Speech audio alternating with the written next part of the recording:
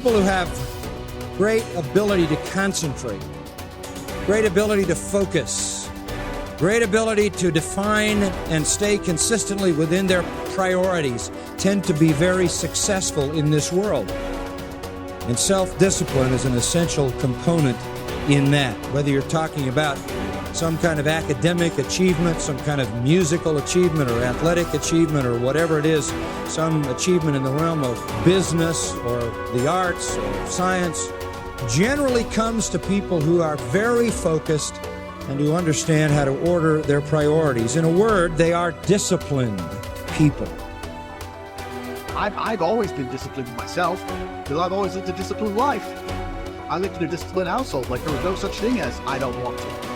So even now, if I wake up and I don't want to do something, I don't need someone to tell me to do it, so I'll do it anyway. Being a man isn't about not feeling things. It's about acting the way you're supposed to act regardless of how you feel. We act. We're men of action. We get things done. So the world got built. All of it. You need to become a man of action. Stop worrying about how you feel. Stop worrying about what you're supposed to be doing. How about that? But what happens is, if you believe that there's very little potential, how much action are you going to take? Profit, little. But they take little action, little results. Why? Because they have to start with a problem with their belief. They don't believe it's really going to happen for me. Maybe for Frank Kearns because he's got the cool hair and stuff, or maybe it's for you because you're so driven, but it's not me. Maybe Tony Robbins because he's a freak, got these big teeth. Whatever their thought process is, right? They got this thing, right? And when you take a little potential with a little action, what kind of results do you get?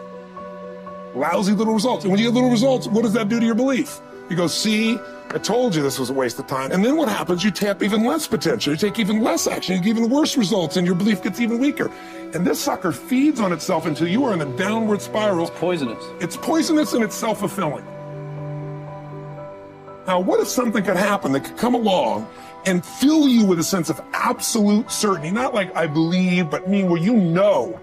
In you guys' case, mine as well, we knew because we had to. Because we burned the boats. There was no other option. We had to find a way. We weren't going to live that way. We all did it in different ways and for different reasons, but in essence, that was it. If you get yourself in a state of certainty that this is going to work, I'm going to find a way, and if this doesn't work, I will make the way, then you tap a lot more potential. And when you're certain in your potential, you take massive action. When you take massive action, you really believe in something, you get great results. When you get great results, your brain goes, see, I told you I was a stud.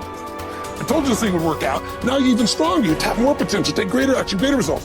That's how you went from $300 in a week to $2,500 in 5 days to $100,000 in a month to $1 million in a day. Same thing with you. And we get momentum. That's why the rich get richer and the poor get poorer. If you just make a decision, it can be sometimes the day that starts you on a brand new journey. Sometimes when you look back on it, the day that you decided was just about as exciting as the day when you finally accomplished the project. That when you finally made the decision, you finally, got through whatever barriers kept you from making that decision, and finally you made a decision. Now, some decisions are incidental and some are small, and some, are part of a working day. But sometimes decision-making can be one of the most important days of your life. Maybe a decision you've postponed, and now you understand the penalty of postponing that decision. You've got to do something, and finally you come to the conclusion, today is the day. I now decide. And whether you decide on a new direction, whether you decide on a refinement in philosophy, whether you decide to act when before you haven't acted, you decide on a series of things that you're going to do, you decide. Deciding can be such an incredibly important, very exciting, inspirational day. So that can be an incredible source of inspiration. Now, if you don't follow through, it's not going to last all that long. If you decide and then, postpone and you decide but you still don't get to it for a week or a month or a year, soon all that energy and that source of inspiration is all dissipated. I believe that the single most important skill is the ability to make effective decisions, because everything comes from decision. You only get new results if you take new actions. You only take new actions if that decision comes first. In other words, decision is the father and mother of all action. But not all decisions are equally good, as we all know. And the quality of our life comes down to the quality of our decisions. You want action. Action means you have to make some decisions along the way. And decisions, most people are so afraid to make the wrong decision, they don't make any decision. That is what you really need to be afraid of, being stagnant. So get up and go. That idea isn't going to execute itself. You have to do it, and you have to do it now. Don't wait anymore. Don't think anymore. Don't plan anymore. Don't contemplate anymore. Don't make any more excuses or justifications. Don't rationalize anything else. No. Take the risk. Take the gamble. Take action now. No complacency. By 66, Pompey had already earned the title Magnus, making him, in fact, and in name, Pompey the Great. He had reconquered Spain. He had served as Rome's consul not once but twice. He had defeated Spartacus in the Third Servile War. And now he was being sent to dispatch the Cilician pirates who terrorized the Mediterranean. Before he left, he stopped for a private consultation with the Stoic philosopher Posidonius, one of the great minds of the ancient world. Posidonius's advice might have seemed rather redundant. Be the best and always superior to others, he had told the ambitious general, quoting a line from the Odyssey. But Posidonius wasn't talking about achieving more victories over the enemy. He was talking about conquering the self, not honors, but being honorable. Plutarch tells us about a far less famous general and statesman in Greece, many generations before Pompey. Despite his brilliance on and off the battlefield, Epaminondas was appointed to an insulting minor office in Thebes. In fact, it was because of his brilliance that he was put in charge of the city's sewers. Instead of being provoked or despairing at his irrelevance, a number of jealous and fearful rivals thought it would effectively end his career. Epaminondas took fully to his new job, declaring that it is not the office that brings distinction to the man. It is the man who brings distinction to the office. With hard work and earnestness, Plutarch wrote, he proceeded to transform that insignificant office into a great and respected honor, even though previously it had involved nothing more than overseeing the clearing of dung and the diverting of water from the street. Best is the person who adds shine to their accomplishments with their discipline, not the other way around. This is what Posidonius was trying to tell Pompey, although Pompey failed to fully realize it. In the end, it's not about what we do, it's about how we do it, and by extension, who we are.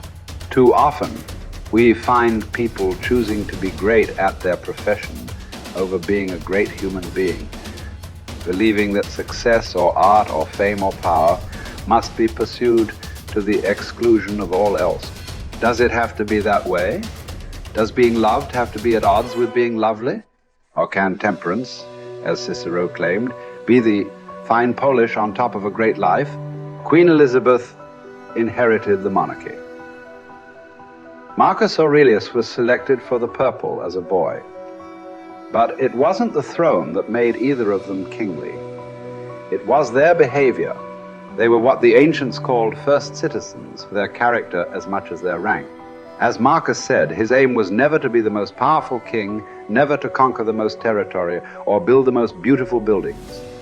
Instead, he was after perfection of character, to live your last day, every day, without frenzy or sloth or pretense.